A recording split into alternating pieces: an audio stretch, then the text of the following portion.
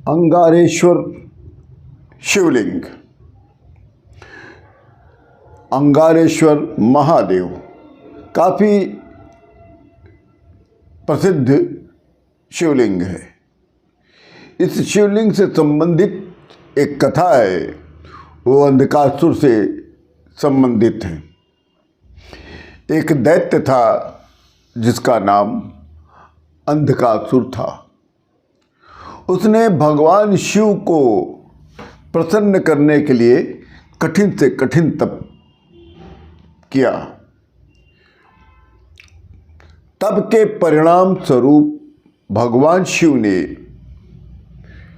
उसको वरदान देने के लिए प्रकट होना पड़ गया। फिर अंधकासुर ने भगवान शिव से वरदान प्राप्त कर लिया कि जिससे जितना मुझे शास्त्राघात हो और जितना मेरा रक्त धरती पर गिरे, उतने ही मेरे जैसे दैत्य उत्पन्न हो जाएं। ये वरदान अंधकासुर ने भगवान शिव जी से प्राप्त कर लिया और ये वरदान प्राप्त करके अंधकासुर ने तीनों लोगों पर विजय प्राप्त कर ली। देवताओं को पराजित करके उनको स्वर्ग से निष्कासित कर दिया। पराजित और निष्कासित देवता लोग ब्रह्मा जी के शरण में गए। उनसे प्रार्थना किया कि हे ब्रह्मदेव, हम सभी देवताओं की अंधकासुर से रक्षा कीजिए। तब ब्रह्मा जी बोले, भाई उस दैत्य को तो भगवान शिव ने ही वरदान दिया है, हम सबको भगवान शिव जी के पास जाना चाहिए, तब कोई उसका उपाय बन सकता है। इसका उपाय न मैं कर सकता हूँ, न विष्णु भगवान कर सकते हैं, न इंद्र कर सकते हैं। इसका केवल उपाय शंकर भगवान के पास है। इसलिए हम लोगों को शंकर भगवान की शरण में चलना चाहिए। तब समस्त देवता लोग ब्रह्मा जी को साथ लेकर शिव जी की शरण में गए और उनके पहुँचते ही शिव वंदना करना प्रारंभ कर दिया। शिव स्तुति की, शिव जी से प्रार्थना किया।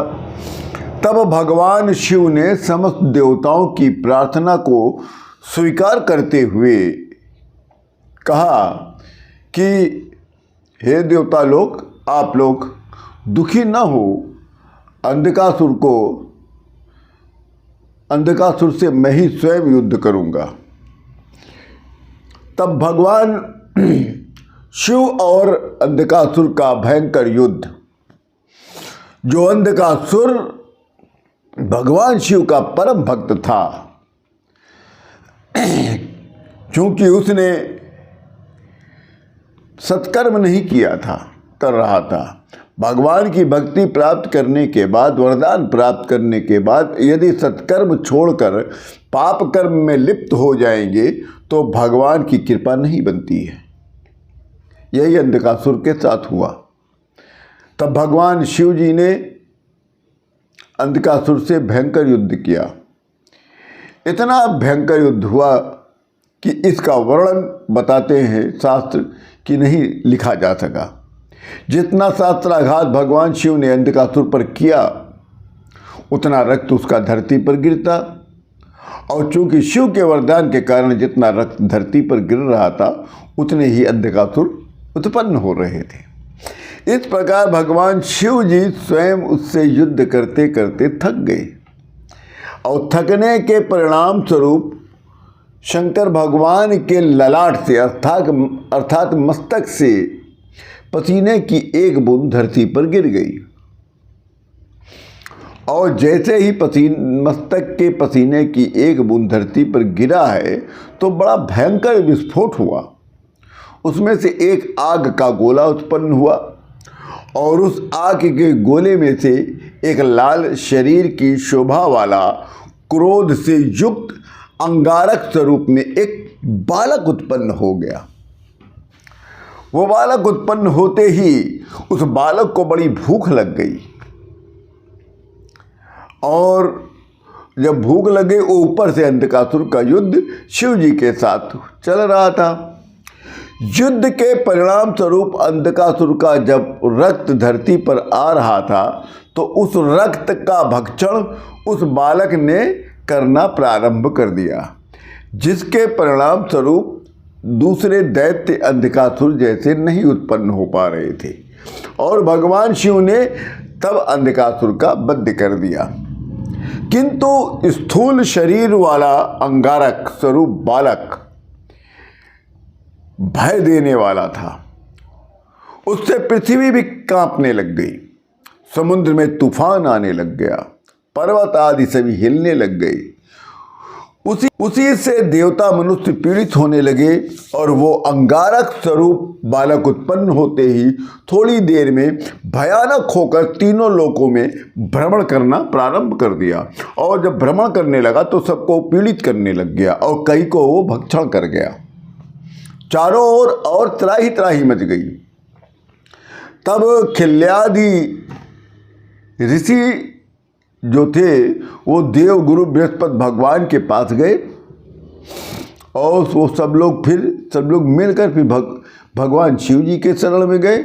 उनसे फिर प्रार्थना करने लग गए कि अंगारक स्वरूप में उत्पन्न होने वाला बालक समस्त धरती को अपना ग्रास बना रहा है, अब तो आपको उससे भी रक्षा करनी पड़ेगी। तब भगवान शिव ने ऋषियों की प्रार्थना को स्वीकार करते हुए अंगारक स्वरूप बालक को अपने पास बुलाया। तब अंगारक स्वरूप बालक ने कहा, हे प्रभु, मेरे लिए क्या आज्ञा है, कौन सा कार्य करूं, आज्ञा दीजिए। तब भगवान शिव जी ने कहा, अंगारक, इस जगत को अब त्रास मत दो। इस प्रकार भगवान शिव के समझाते हुए कि तुम मेरे शरीर की राजस प्रकृति से तुम्हारा जन्म हुआ है, इसलिए तुम्हारा नाम अंगारक हुआ है। तुम लोगों का मंगल करो और उन्हें आनंदित रखो, यही तुम करोगे। और तब तक तुमने जो वक्र कार्य किए हैं उसकी तुम प्रायश्चित करो। इसके लिए विद्वान लोग तुम्हें अति वक्र के नाम से भी पुकारेंगे। तब वो अंगारक स्वरूप बालक बोला, हे प्रभु, आप मुझे तो शक्ति दीजिए और स्वामित्व दीजिए और स्थान दीजिए और आहार भी दीजिए, जिससे मैं पृथ्वी पर मंगल कर सकूं। उसके वचन को सुनते ही भगवान शिव जी बोले कि तुम मेरे पुत्र के समान हो, मैं तुम्हें पृथ्वी पर उत्तम स्थान देता हूँ। तुम शीघ्र ही अवंतिका के महाकाल वन में खगर्ता के संगम पर गंगेश्वर के पूर्व में शिप्रा और खगर्ता के संगम पर मेरा एक शिवलिंग है, जिस लिंग में मैं स्वयं विराजता हूँ। देवता गंधर्व आदि वहाँ मेरी पूजन करते हैं। तो हे अंगारक पुत्र, तुम शीघ्र मेरे इस लिंग पर जाकर तप करो। भगवान शिव जी के कहने पर वो अंगारक उस लिंग पर जाकर भगवान शिव जी की तपस्या करने लग गया। उसको तपस्या करते करते 16,000 वर्ष लग गया। तप के परिणाम स्वरूप भगवान शिव अंगारक पर प्रसन्न होकर अंगारक को ग्रहों में तीसरा स्थान देकर ग्रहों के मध्य में स्थापित कर दिया और ग्रहों का सेनापति बना दिया। तब अंगारक बोलता है कि हे प्रभु, मुझे ग्रहों के मध्य स्थापित किया है, देवता तुल्य बनाया है, किंतु मेरा मनुष्य मात्र में क्या प्रभाव रहेगा? मनुष्य मात्र मेरा पूजन कहाँ करेंगे?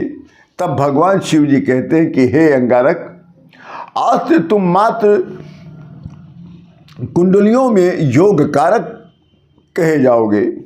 उस योग की अनुकूलता की प्राप्ति के लिए मनुष्य तुम्हारा पूजन करेगा, और आज से मनुष्य मात्र तुम्हें मंगल के नाम से जानेगा। तुम मेरे इस लिंग पर आकर तुमने तप किया है, आज से तुम इस लिंग में निवास करते रहोगे, तुम्हें इस लिंग में परम शांति की प्राप्ति होगी। ये लिंग तीनों लोक में तुम्हारे नाम से प्रसिद्ध होगा और इस लिंग का जो भी दर्शन करेगा उसका कल्याण मैं करूंगा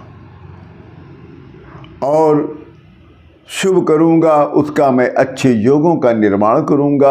आज से मनुष्य तुम्हें मात्र मंगल के नाम से जाना जाएगा। और हे अंगारक, तुम मेरे